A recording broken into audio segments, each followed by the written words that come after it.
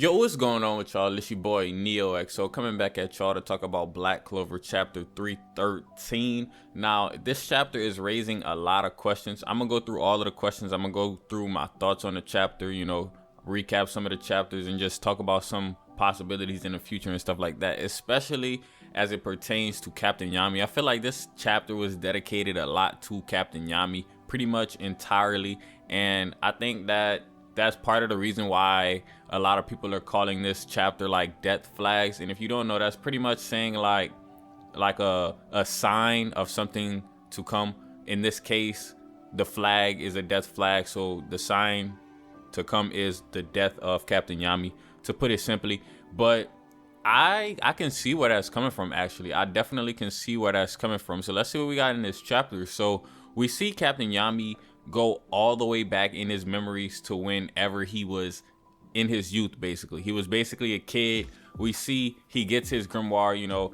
We could say like he's probably about around 15 in this flashback, and he gets dark magic. He doesn't look entirely too happy to have received dark magic. Now, it raises a couple questions that I have personally. I'm like, okay, so he did come from Hino County, and I'm kind of curious as to what from Hino County did he take with him besides the katana? You know what I mean? So like, did he not know what his magic attribute was before he got the grimoire, or did people just always hate him simply because he was a foreigner? Because in the Clover Kingdom, they do have kind of prejudices to peasants, foreigners, and things like that, and they could have hated Captain Yami before he even revealed that he had dark magic, simply because he was a foreigner. But we do know they kind of, in the Clover Kingdom, they do get over a lot of prejudices and stuff like that. In the case like with Asta,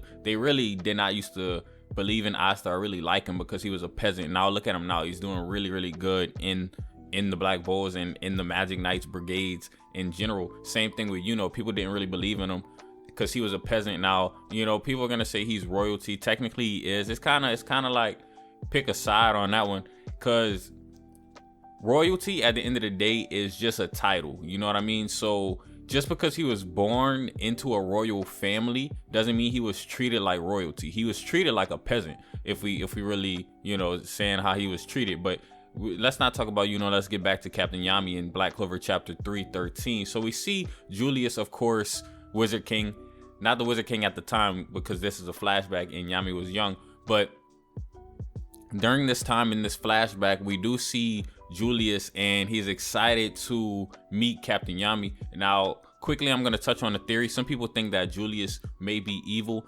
I had this theory a long time ago, but I didn't really feed into it too much. Like, me personally, I didn't even hear about this theory from nobody. I just seen, like, whenever I was watching Black Clover, I was a little bit late to the Black Clover party because I didn't check it out on release.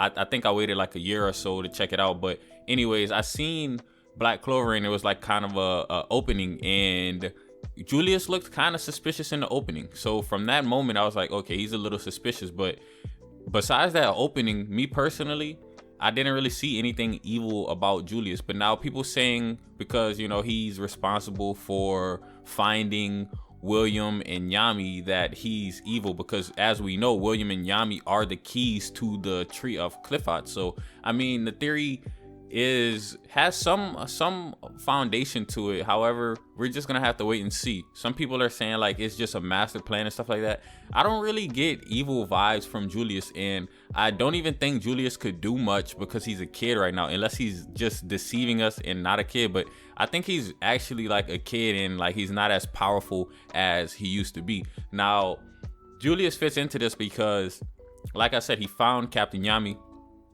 and he didn't really have prejudice against Captain Yami. Julius as a character doesn't even have prejudice against anyone. So him having found Captain Yami definitely turned Captain Yami's life around. I mean, he recruited Captain Yami into the Aqua Dare, and we see Captain Yami and Morgan probably went on a bunch of missions, because Morgan was also in the Aqua Dare with Julius, and that's kind of why Julius already knew who Noct was as well, because they're obviously twins. They look pretty much exactly alike. So whenever Noct pretty much stormed in at the captain meeting, he's like, he really wasn't saying much. He really just had like a blank expression on his face. But that's kind of where Jack's in this chapter as well. We see a flashback with Yami and Jack, and Jack pretty much acts the same. You know, I think that Jack is actually a really good friend to Captain Yami, especially since they were in the Aquadeer together. So I think that they really are like kind of rivals in a way. And we know Yami's also kind of rivals with William. So it's kind of two different rivalries though. Kind of like how Asta has a rivalry with Yuno, but he also has a rivalry with Leo. So it's just kind of two different rivalries. We see Captain Yami interacting with like a lot of the other captains, Zell, Fugelian. They all treat him kind of differently. William is just trying to protect the kingdom with him, and now him and William are caught up in this situation. It seems like their fates are definitely intertwined with each other. They were both in the Aquadeer, both found by Julius. They're both currently kidnapped and being exploited for their magic and stuff like that. Now, Yami in his past, we see in these flashbacks, like he does go through some hard times. Like Morgan ends up dying as we know, and that does like kind of put a damper on Captain Yami. Captain Yami's life from these flashbacks was not the easiest, so he did go ahead and put together a squad. He had the dream of getting so powerful that he can take care of a squad of misfits who want to get better in their life,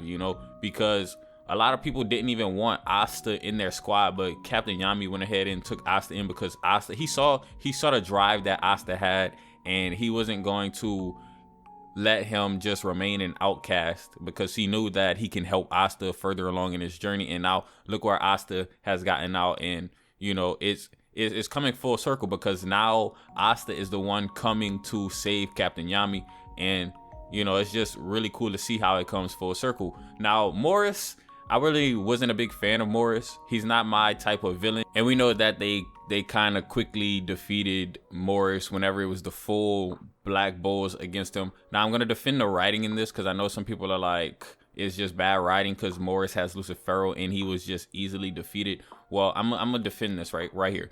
He literally was fighting against an entire brigade. Like, it was like one person against an entire squad of very, very polished mages. So these mages are nothing to play with, and he was just all alone. And not only that, he was outnumbered. He literally had just acquired Lucifero. We know Dante had Lucifero before him, and there was no way he could master any of these abilities or train good enough. But if you ask me, Morris basically just provided time for the second gate to open, and that's what I believe is happening at the end of the chapter, because it seems like Captain Yami speaks and he's like, you guys really came to save me, something along those lines. You guys already know, y'all read it. And he's like, yeah, I really like you guys. And then the narration kind of turns over to however, and then we see like kind of a crack, and this crack is presumably going to basically have the second gate of the underworld open. Now, going back to Yami's death flags, me personally, I would say that when I first read it, I didn't really think that Yami was gonna die or anything like that. But after this is like a community, a Black Clover community. After like reading you guys' comments and stuff, it kind of swayed me a little bit to see that everyone, well, it's not even everyone. I did a poll. Shout out to y'all if y'all participated in the poll. Y'all can still go now, and it's basically 50-50 on the poll. It's not exactly 50-50. I think a little more people are saying Captain Yami is not going to die. If I had to put on the poll, I would probably say he's not going to die, but I will say that I'm a little bit biased because Captain Yami is a lot of our favorite characters. But putting that aside, there's very obvious death flags. Now, will he actually die?